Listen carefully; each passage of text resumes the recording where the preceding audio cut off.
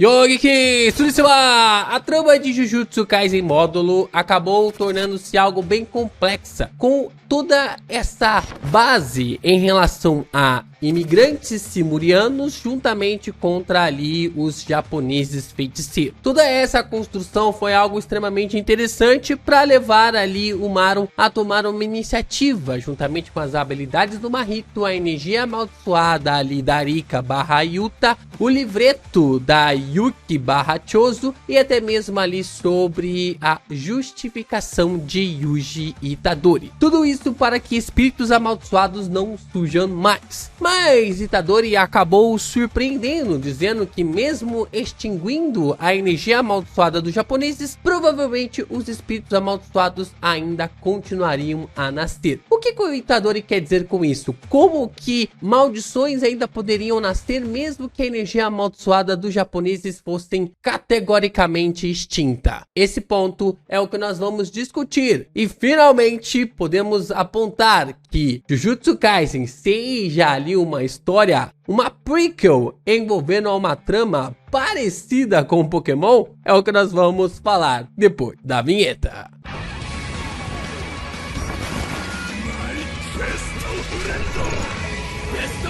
A obra toda de Jujutsu Kaisen módulo aponta para nós um conceito muito interessante sobre como espíritos amaldiçoados, simurianos e humanos acabaram ali se envolvendo em uma treta muito peculiar, que é o fato de que pessoas que vivem em terras antes deles, ou anteriormente, podem realmente se considerar como donos daquele território. E isso é algo muito provável através da cultura humana.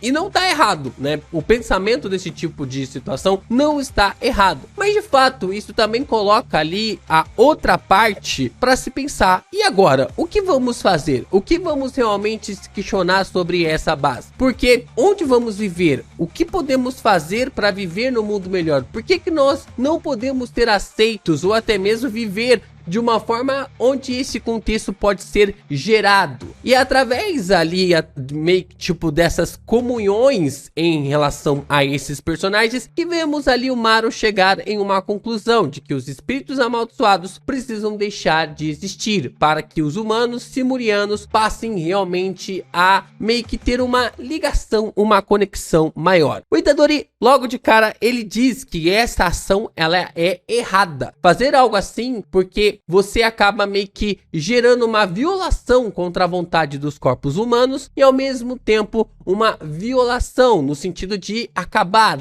finalizar com essa energia. Então, de fato, a energia amaldiçoada ela pode ser um bem muito precioso para os humanos no futuro, o coisa que atualmente pode não precisar tanto assim por causa do petróleo, mas daqui 200, 300 anos as coisas podem vir a mudar e a energia amaldiçoada será a única energia, o único tipo de energia que pode ser usado e transformado. E desta maneira, o Itadori acaba revelando para nós que por mais que venha-se a extinguir a energia amaldiçoada, ou seja, fazer com que os seres humanos não consigam mais manipular a energia amaldiçoada, isso não extingue os pontos singulares para a criação das maldições. Então, de fato, o Itadori acabou trazendo isso para nós com uma concepção bem interessante, de que para um mundo melhor ser criado, nós precisamos ter uma base, uma ligação entre humanos, simurianos e maldições em uma harmonia definitiva. Eu acredito que esse vídeo vai causar um pouquinho de polêmica, mas fica comigo aqui até o final que eu tenho certeza que você vai gostar dessa ideia da gamificação através das maldições. É claro que é importante você deixar o seu like, se inscrever aqui no canal, vamos juntos chegar à nossa marca de 200 mil inscritos até o dia 31 de dezembro, mas antes nós temos a nossa pequena metinha aqui para conseguir bater os 170 mil inscritos até abril. Então continue a fortalecer o canal do Geek Brasil se inscrevendo e compartilhando ainda mais os nossos conteúdos. Se torne membro do canal, mande seu valeu, mande seu hypar, mande seu pixzinho. Também pode comprar aqui através dos nossos links que estão durante o vídeo para ajudar através dos afiliados. Continue a contribuir e ajudar cada vez mais o canal do Geek Brasil. O fato principal do Itadori ter falado pro Maru de que as maldições não vão sumir é que durante os últimos 68 anos, o Yuji provavelmente percebeu que as questões das maldições nunca vai ser resolvida se elas não ficarem amigáveis, dóceis ali para com os seres humanos. Isso é de fato um primor crucial, porque a mesma coisa aconteceu entre os Denskute e também os Kalians, onde ali os Kalians, eles eram mais agressivos contra os Denskute e eles não eram agressivos contra ali os Rumelianos. E isso é algo que o Itadori provavelmente vai oferecer ali para que o Maru venha alterar as maldições para que elas não sejam agressivas para os seres humanos, para que elas não sejam agressivas contra os seres humanos. Se as maldições se tornarem dóceis para com os humanos, assim como os Kalians são para os Rumelianos, isso quer dizer que algo especial pode nascer aqui, que a modificação, que a vivência entre humanos e maldições pode mudar para sempre. E tanto ali os humanos, os Rumelianos e também as maldições podem conviver em harmonia. Onde será que nós já vimos uma história muito parecida com isso? Nós já observamos essa conexão em Como Treinar o Seu Dragão. Na série de filmes Como Treinar o Seu Dragão, os dragões são agressivos contra os humanos. De fato, no começo da história, nós observamos ali o Soluço querendo se tornar um grande guerreiro, um grande caçador de dragões, assim como seu pai foi, assim como seu avô foi, assim como seu bisavô foi, e de fato o Soluço tenta seguir nesse caminho, mas ele descobre que ele pode estar ao lado de um dragão. Em vez de caçar um dragão, ele pode simplesmente estar ao lado desse dragão. Então o Soluço, juntamente com o Banguela, quebram isso, destruindo assim o grande dragão que ameaçava outros dragões e os faziam perseguir os humanos. E a gente consegue descobrir que os humanos, eles eram perseguidos ali pelos dragões por causa desse grande dragão que sempre estava caçando, sempre estava colocando ali os dragões contra a parede. E por causa disso, por causa dessa aliança dos dragões com os humanos, nós podemos observar que a sociedade de Como Treinar o Seu Dragão se torna uma sociedade mais próspera, mais poderosa e mais tecnológica. Eles conseguem avançar em termos tecnológicos, eles conseguem avançar em novas alimentações, porque até mesmo ali as questões dos alimentos era algo até mesmo meio que contado. Eles tinham muita dificuldade em conseguir novos alimentos, conseguir realmente ali trazer mais comidas ali para as pessoas. E depois que os dragões chegam, eles acabam até mesmo trazendo esses contextos para facilitar a vida deles no dia a dia. Esse é um ponto muito crucial. Se você já assistiu Como Treinar o Seu Dragão 1, você vai observar que nós temos uma sociedade antes e uma sociedade depois dos dragões. Mas nós temos uma questão muito curiosa, porque em Jujutsu Kaisen nós já temos pessoas que trabalhavam com maldições. E eu não estou falando exclusivamente de Suguru Getou. Durante toda a trama de Jujutsu Kaisen, nós observamos outros feiticeiros trabalhando com maldições. Como eu falei pra vocês, outros feiticeiros, os mestres de maldições, que não tinham alguma conexão ali com a escola Jujutsu, já tinham a capacidade de ter cooperações com maldições. Não que essas maldições sejam maldições sencientes, que era no caso ali do Mahito, do Jogou, do Dagon e também ali de Hanami, mas já tinha essa cooperação. Nós observamos ali a Mei Mei e o Wiwi lutando contra um feiticeiro que manipulava uma maldição lá em Shibuya. Quando o Itadori ele está indo junto com a Mei Mei e também o Wiwi, quando ele recebe a informação de que o Satoru Gojo havia sido selado, nós observamos que os dois, antes de enfrentar ali o Kenjaku, eles acabam lutando contra o mestre de maldições que estava controlando uma maldição. Então aqui, maldições já estavam cooperando. E até mesmo o Suguru Getou acaba lutando contra o mestre de maldições que manipulava maldições também, quando nós estamos lá no inventário oculto oculto. Então nós temos essa apresentação para nós de uma forma bem interessante e depois nós temos ali o Suguru Getou utilizando a técnica de manipulação de maldições para conseguir utilizar as maldições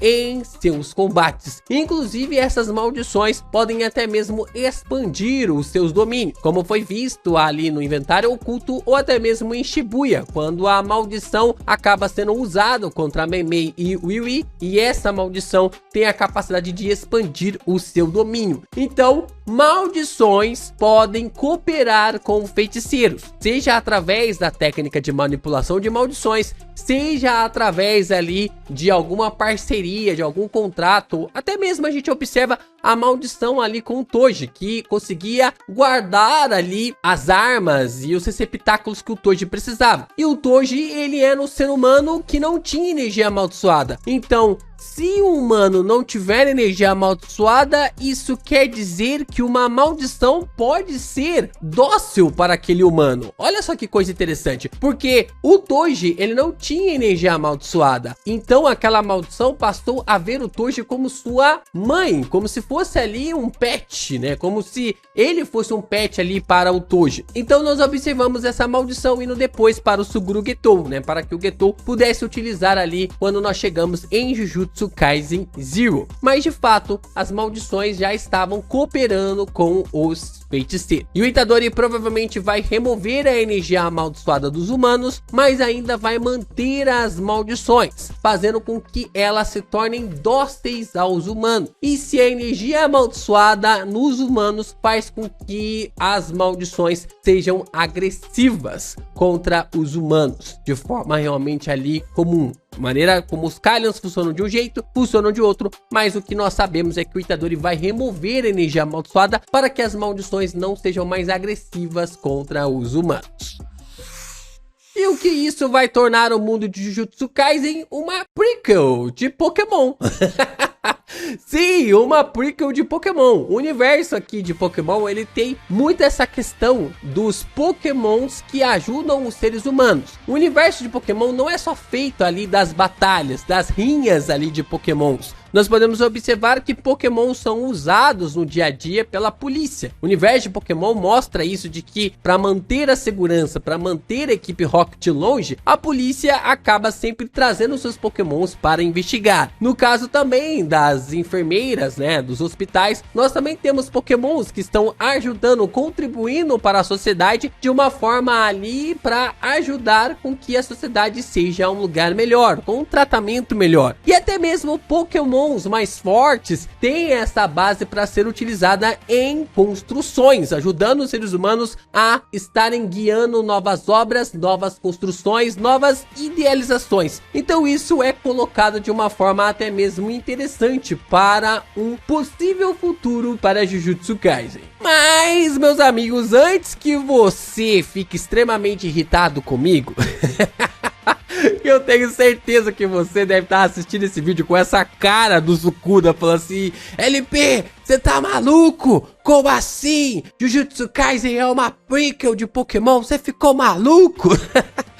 Calma, calma, deixa eu apresentar para vocês um donghua chinês que é do zaralho, com a mesma temática que Pokémon. Nós estamos falando de The All Devouring Whale, Homecoming, eu acho que é assim que se pronuncia. E é uma obra extremamente parecida com Pokémon, mas com uma temática mais madura. Podemos chamar dessa forma aqui, com uma temática um pouco mais madura através das batalhas e dos combates. E tem uma animação do zaralho, cara. Eu já vi algumas cenas e é realmente assim uma animação top. Um dos grandes problemas, tá? Com muitas aspas, problemas de Pokémon é que ele é uma obra focada para criança.